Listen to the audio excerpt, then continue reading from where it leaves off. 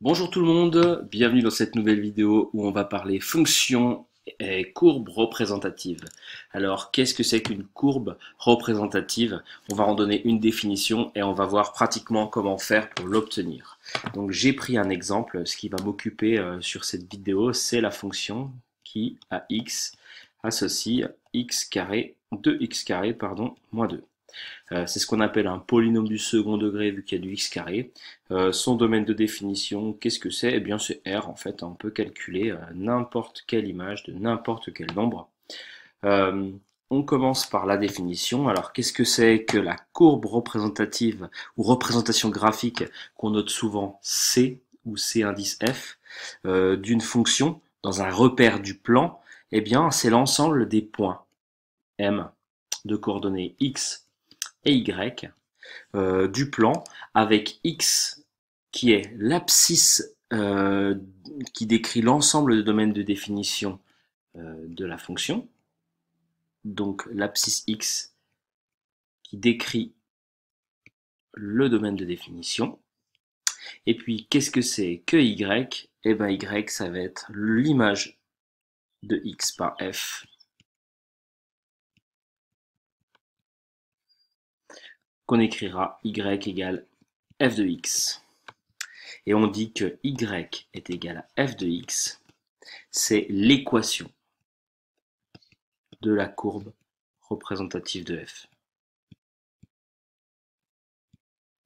Petite nuance, hein. Ça c'est la fonction F, ça c'est, quand on utilise Y, il y a une petite subtilité, c'est que c'est l'équation de la courbe, même si c'est sensiblement la même chose. Donc, comment on va tracer cette chose-là? Sur ma fonction, j'ai déjà fait un tableau de valeurs sur GeoGebra. Ça, c'est les abscisses, ça, c'est les ordonnées.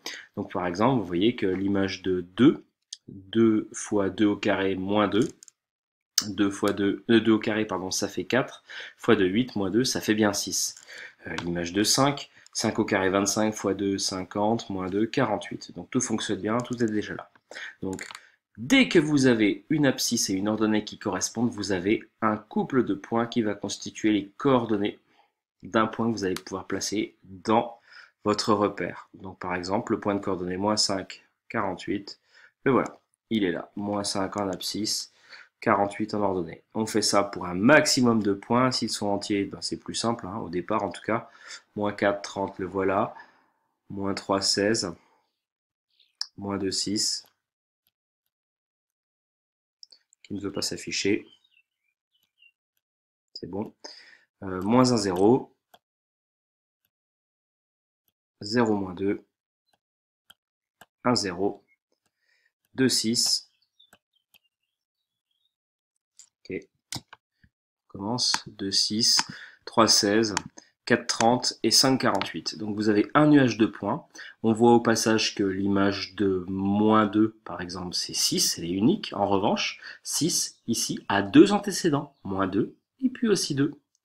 Donc quand on a ça, on prend son plus beau crayon de papier taillé et on trace la courbe représentative CF de cette fonction. Donc voilà pour un tracé de courbe. Après, comment faire pour vérifier qu'un point est sur une courbe? Donc appartenance d'un point à une courbe. Donc c'est un petit point qu'on va voir ici. Appartenance d'un point à une courbe.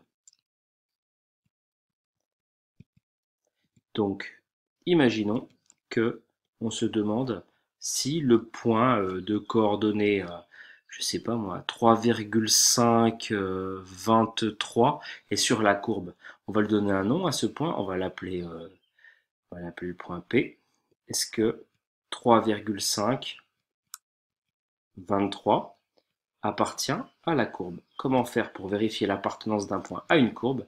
Eh bien, il suffit de vérifier que ces coordonnées appartiennent à l'équation de la courbe.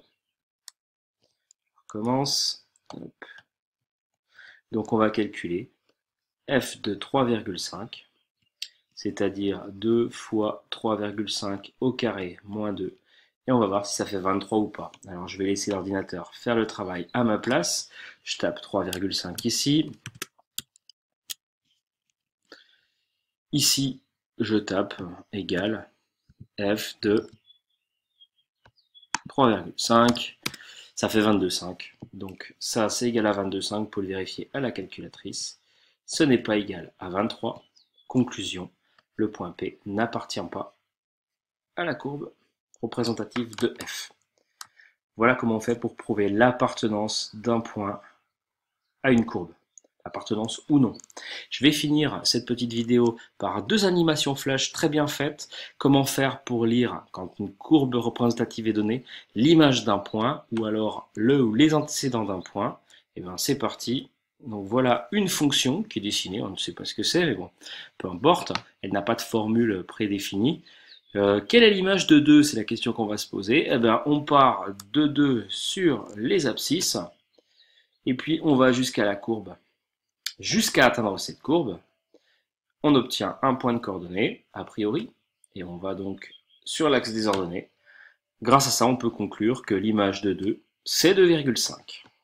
Ça, c'est pour les lectures d'images. Comment faire pour lire un antécédent cette fois-ci?